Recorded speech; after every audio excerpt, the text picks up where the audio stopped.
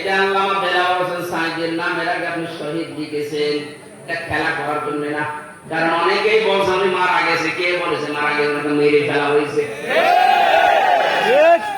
উনি আমার পাশের ছেলে ছিল, উনি 1 নম্বরে, আমি 4 নম্বরে। ওদের সাথে একদিন দেখা হয়েছিল 10 মিনিটের জন্য। যেদিন ওনাকে নিয়েছিলাম আমি তো ওই সময় জানি উনি মারা গেছে। পরের দিন সংবাদ দিলাম, পাশাপাশি জেলে, কিন্তু সংবাদের কোনো মাধ্যম নেই, কেউ বলেও না যে উনি মারা গেছে। পরের দিন পেপার আসলো, দেখো উনি মারা গেছে। পরবর্তীতে বাইরে আসার পরে যে ভিডিও গুলো দেখলাম, ওনাকে যখন নামায় গাড়ি থেকে যে একটা হাসি দিয়েছিল, এই হাসি দেখে বোঝা যাচ্ছে যে ওনাকে অবশ্যই মেরে ফেলা হয়েছে।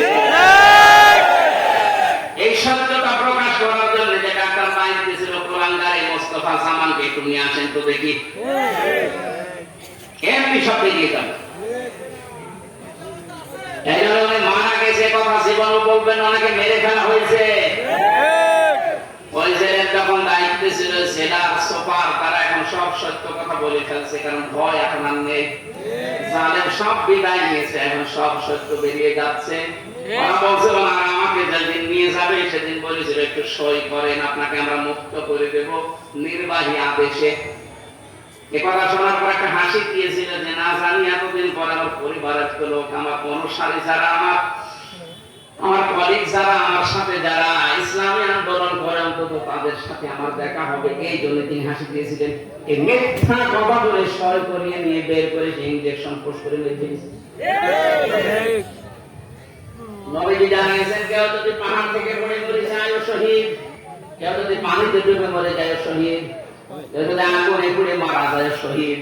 বাংলা শোনেনি কোনদিন? আগুনে পুড়ে মরে গেলে যদি শহীদ হয়, অ্যাক্সিডেন্টে মারা গেলে যদি শহীদ হয়, তাকে একেবারে সরাসরি আপনি মেরে ফেললেন, সব বের হবে ইনশাআল্লাহ। এই জন্য শহীদের শব্দটা যা তার নামের আগে লাগাবেন না। কোন জালেমের আগে শব্দ লাগানো যায় নেই, কারণ শহীদ এটা আমার আল্লাহর বন্ধু। কিয়ামতের দিন 4 প্রকার মানুষের সাথে থাকার জন্য আহ্বান জানানো হয় আল্লাহর কাছে, তার ভিতরে শহীদ 3 নম্বরে।